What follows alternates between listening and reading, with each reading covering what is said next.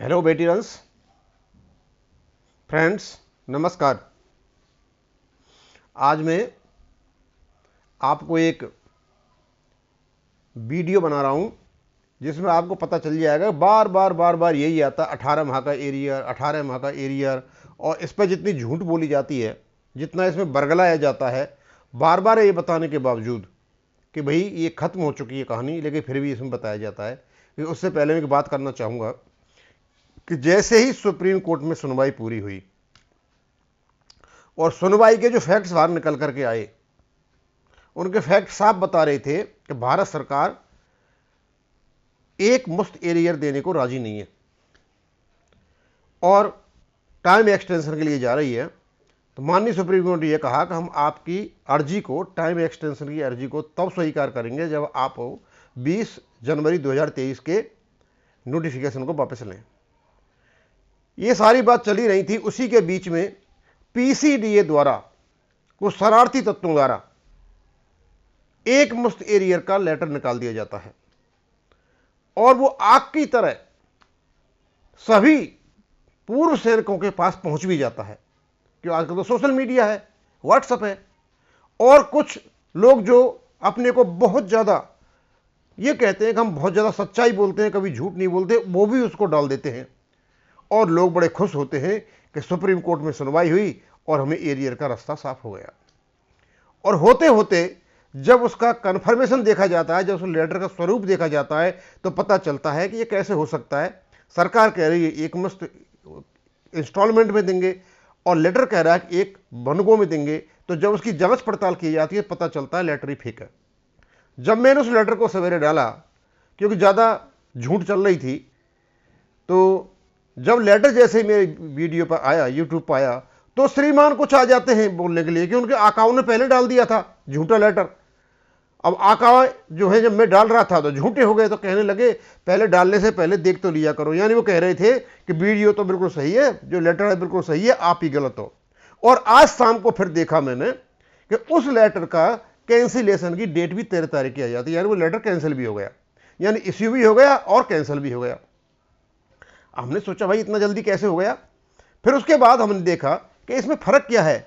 तो पहले वाला जो लेटर था, उसमें जो आज़ादी का महोत्सव था, वो शायद जब सामने रखोगे लेटर को, तो एक में लेफ्ट साइड में था और जो कैंसिल हुआ उसमें राइट साइड में था। उसी से पता चल गया ये फेक लेटर था। खैर ठीक है, हमारे आदमी उसको विश्वास करते तो करते रहे। खैर एनीवे, अब मैं लोकसभा में एक 1971 नंबर पर एक सवाल पूछा गया, और सवाल पूछा किसने? जो एमपी हैं सी लाल रोसांगा, इन्होंने पूछा। और ये किससे संबंधित था? कि जो 18 महीने का जो एरियर ड्यू था कोविड के टाइम पर, उसके बारे में था। तो उन्होंने क्या पूछा, और शायद पहले भी और अब भी ये बार बार पूछा जाता है, भारत सरकार ये क्लियर कर चुकी है कि इसका एरियर का भुगतान नहीं होगा, क्योंकि ये कोविड के टाइम पर आया था, उस समय आर्थिक स्थिति मजबूत नहीं थी, और अब भी उसका देने का सरकार का कोई मन नहीं है, क्लियर कर चुके हैं। लेकिन फिर भी बार बार इस चीज को लाया जाता है। उन्होंने क्या पूछा, क्या वित्त मंत्री यह बताने की कृपा करेंगे क्या सरकार की केंद्र सरकार के कर्मचारियों और पेंशन भोगियों को कोविड-19 महामारी के दौरान रोकी गई 18 माह की महंगाई भत्ता बकाया राशि निकट भविष्य में जारी करने की कोई योजना है, और यदि हां तो तत्संबंधी ब्यौरा क्या है, और सरकार द्वारा बकाया राशि कब तक जारी किए जाने की संभावना है। क्लियर है? उन्होंने पूछा कि क्या कोई ऐसी मंशा है कि 18 महीने का एरियर सरकार देगी। फिर दूसरा क्वेश्चन, पहला 3 क्वेश्चन थे, अलग अलग इंक में मैंने बनाया उनको। उक्त महंगाई भत्ते की बकाया राशि जारी करने में विलंब के क्या कारण हैं? तीसरा, केंद्र सरकार के कर्मचारियों और पेंशन भोगियों को महंगाई भत्ता बकाया राशि के संवितरण के लिए कुल कितनी धनराशि की आवश्यकता है? ये 3 चीजें उन्होंने पूछी थी। अब पहला, भारत सरकार देना चाहती है, नहीं देना चाहती है, और विलंब क्यों हो रही है? दोनों का उत्तर क और ख, दोनों का जी नहीं। ना तो ऐसा कोई विचार है और न ही कोई ऐसा बकाया राशि का, महंगाई भत्ते का देना है इनको। केंद्र सरकार के कर्मचारियों और पेंशनभोगियों के महंगाई भत्ते डीए, महंगाई राहत डीआर की 1/1/2020, 1/7 2020 और 1/1/2021 से देय 3 किस्तों को रोके जाने का निर्णय कोविड-19 जिसने आर्थिक व्यवधान पैदा किया के संदर्भ में लिया गया था। यानी जिस समय कोविड आया था उस समय इसका डिसीजन लिया गया था ताकि सरकारी वित्त पर दबाव कम किया जा सके। क्योंकि वर्ष 2020 में महामारी के प्रतिकूल वित्तीय प्रभाव और सरकार द्वारा उठाए गए कल्याणकारी उपायों के वित्त पोषण के अप्रत्यक्ष प्रभाव वित्तीय वर्ष 2020 और 21 के बाद भी बने रहे। महंगाई भत्ते और महंगाई राहत के बकाये जो जारी करना व्यवहार्य नहीं समझा गया था। यहाँ तक कि इस समय भी सरकार का राजकोषीय घाटा FRBM अधिनियम में उल्लिखित स्तर के दोगुने से भी अधिक स्तर पर चल रहा है। यानी सीधा सीधा बोल दिया कि ना तो उस समय संभव था और ना इस समय संभव है। अब जो लास्ट का जो क्वेश्चन था उसमें पूछा था उसमें जो खर्चा है जितना भी 18 महीने का रोका है वो कितना है। प्रश्न नहीं उठता। हालांकि केंद्र सरकार के कर्मचारियों और पेंशनभोगियों देय महंगाई भत्ते और महंगाई राहत की 3 किस्तों को रोके जाने से 34,402.32 करोड़ रुपए के धनराशि बचाई गई थी और कोविड-19 महामारी के आर्थिक प्रभाव पर काबू पाने के लिए उपयोग में लाई गई थी। तो पहला तो ये पूछा था कि क्या इसको देना है केंद्र सरकार के जो कर्मचारी हैं इसकी राशि कितनी है और क्या देना, देने के तरह सवाल नहीं उठता। और राशि इसकी जो बनती है 18 महीने की 34,402 करोड़ बनता है।